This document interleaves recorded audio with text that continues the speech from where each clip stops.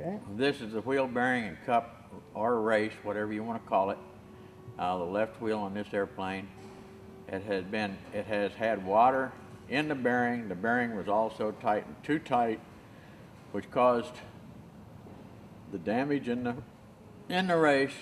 The bearing has corresponding marks in it. You may not be able to see them, but you never replace a bearing or a race without replacing the other.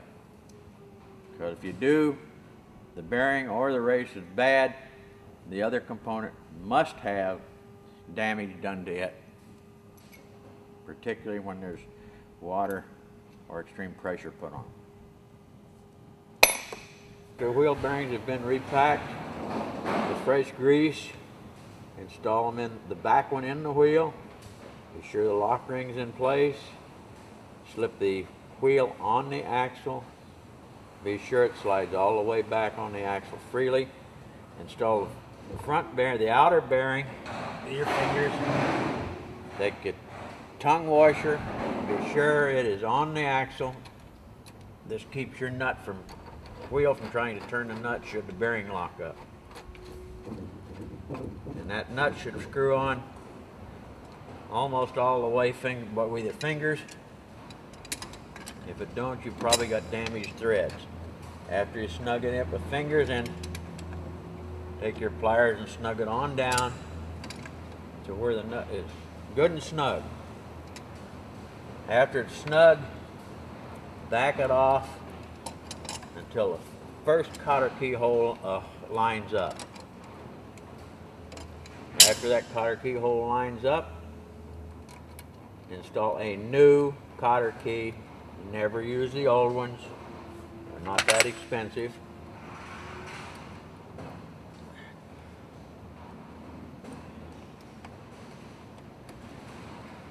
Be sure the cotter key is bent around the nut, not over the top as the cotter key is normally installed, because it will chew up the dust cover. After you've got them trimmed to the right length, then squeeze the ends down on the cotter key